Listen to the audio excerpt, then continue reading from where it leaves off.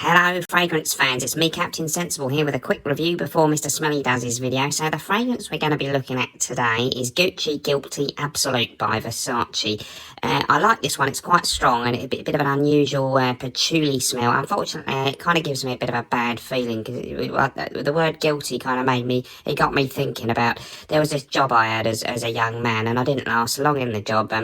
I got this job as the safety supervisor at a pedalo hire place. We were on this little lake near where I lived, and I was been here about a week, and one day it was the end of the day's work. The pedalo park was shutting, and there was this boat still out on the water, and so I got the megaphone out and I said, boat number 99, come in please, time is up, the park is now closing.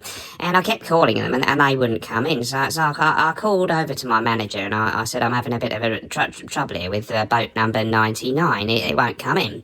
And he said to me, what are you talking about? We've only got 70 pedalos. What do you mean? Well, it turns out it was boat number 66.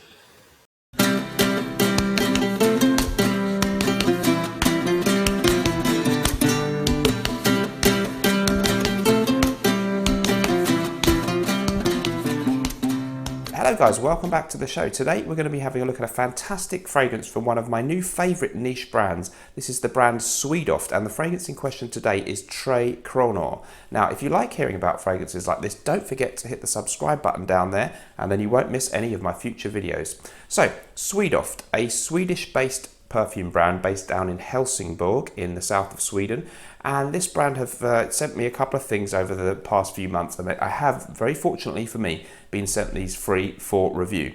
But I don't review fragrances and feature brands like this unless I really like what they do. The great thing about the brand is that they're really high quality niche fragrances produced in very small batches and for a really great price at the moment. So a brand that any niche fragrance fan should definitely be looking into, I think. I've already reviewed two others from this brand. Rasputin, fantastic spicy woody masculine note with a beautiful twist of ginger, really love that one. And I also reviewed Royal Satisfaction, which is also excellent stuff. I've got the 30ml there of that one. I'll put the link to both those videos in the description. I will also link Swedoft's website in the description below. And by the way, they are now available at Bloom Perfumery in London. Tre Kronor then is the one in question today. This brand, of course, based in Sweden. They're made in very small batches. I really like the presentation that we're going to be seeing on the screen now. I like the kind of artisanal, made in small batches theme that you get with this brand, and apparently Tre Kronor is very much a limited edition. I'm not sure if that's because the ingredients are hard to replicate or find again, but if you are interested, you may want to snap it up quickly. Let's give you a little bit of information about the price on this one first then. So you can pick this up. The 100ml bottle on the Swedoft website is 118 euros. The 50ml bottle is, give or take, 89 euros, and the 30ml bottle, you're looking at 42 euros. So the fragrance is described by the company as the first Swedish Oriental fragrance, and I think I'll give them that. I'm not aware of any others, so that's great. I would say maybe it could be described as an Oriental fougere. The name Tre Kronor, of course, means 3 crowns in Swedish. And the 3 crowns, if you like, of the fragrance that they describe on their website are lemon, lavender and musk. So hardly surprising that I like it, because I love lemon, or I love citrus type of notes in fragrances. I'm a very simple man. I also do really enjoy lavender, and I like a nice kind of creamy white musk note, and this has a lovely one of those in the base of the fragrance. So 3 crowns. The actual official listing of notes gives us a little bit more than that. We have lemon, herbs, musk, lavender and cloves, and apparently they're using some very rare Swedish herbs, so they don't let on what those are, but perhaps that's where some of the uniqueness and the magic of this fragrance comes. So what we've got here is a really beautiful, creamy, semi-oriental, powdery, I would say kind of an Oriental fougere style fragrance. To give you an idea of some fragrances that it puts me in the same mood as, I'll show you a couple of examples. So By Man from Dolce & Gabbana, very rare discontinued fragrance, has a similarly beautiful, creamy, powdery, fresh, yet with a twist of sweetness type of aura. They don't smell massively similar next to each other, but just to give you an idea of the kind of fragrance you might think that this is going to come out as being similar to.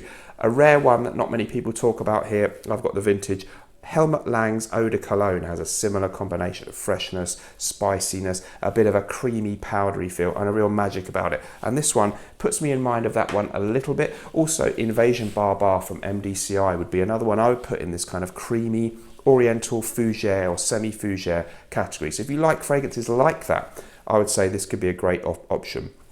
So what this one opens with, got it on the hand here, it definitely has a lovely fresh burst of maybe lemon and bergamot. That standard kind of citrus thing is there in the fragrance. Then you've got this undertone of creamy, powdery, kind of masculine cleanness in a complex and hard to sort of put your finger on way. What am I smelling? What is it that I like so much? But it's got something that really pleases my nose as somebody who likes to have that kind of clean-cut aura, but with a masculine edge to it. And then in the base, or sort of, well, it's there from the beginning, but it comes through more as the fragrance lives on your skin. There's definitely a creamy sweetness about this one. Vanilla's not listed as a note, but I'm sure there must be some vanilla involved. Maybe some of the herbs and spices in here give sweetness as well. The whole thing is very three-dimensional. That's what I like about it. It doesn't smell synthetic. It smells very natural. I know a lot of natural ingredients are involved. All perfumes nearly have naturals and synthetics, but this one really gives you that feeling that things are natural, that maybe you're out in the forest or in the outdoors somewhere, maybe in Sweden on a beautiful spring or summer day. I've been to Sweden quite a bit, and actually perhaps we think of Scandinavia as a cold place, but I was lucky to go there in the summertime, and it's absolutely great over there when it's sunny and it's when you get good weather. And they have some really hot days and loads of gorgeous women with nice suntans walking around in Sweden, I can tell you. And so, don't think it's always cold over there. When you get a really nice day over in Sweden, because the country is so sort of fertile and green, based in Northern Europe, you've got lovely plant life everywhere, lovely smells in the air, and you can also have, really beautiful, happy kind of times of year. I was down in the beach when I went there. Usually I was near the seaside, and this really kind of reminds me of the feeling there, that happiness, that freshness in the air, and mixed with a very kind of sunny overall aura, because this one I think would be perfect for spring or summer. Absolutely perfect, really, as an all year round signature scent, but I think it would work well as a spring summer type fragrance for those of us who like our oriental fougere type of fragrances, maybe a genre of fragrance that maybe kicked off arguably with Jean-Paul Gaultier's Le Male in the mid-90s. So if you like things a little bit in that vein, but you're looking for a really exciting niche take on that for a great price, I think Tre Kronor is one well worth investigating. My two favourites from the brand so far, I think it's got to be neck and neck between Rasputin and Tre Kronor. If you had both, you'd have a really good arsenal of fragrances there with just the two. I love the presentation of the brand, and I think they've got a new thing there. This one's got a little plaque there that wasn't on the others, so maybe that's a new addition. Performance is the other issue. I must mention that. So this one has very good solid performance because it's an oriental scent. That sweetness and spiciness, that tends to linger on the skin a bit more than just your pure lemony fresh type of scents. So I've got really good longevity, and the CR seems pretty good from what I can tell so far. I'm always a little bit reluctant to try and say it projects for an arm's length for 3 hours or whatever. It's so hard to measure that. Overall though, I would put this in the strong category. Maybe not beast mode. I don't like my fragrances obnoxiously projecting and filling a whole room for hours, but it's an above average performer, and that's obviously very good news. So guys, let me know if you've tried anything from the brand Swedoft. How much does this one intrigue or excite you? So let me know in the comments below what you thought about all that. Don't forget, whatever you're doing in life, let's project. I'll see you in the next video. Bye bye.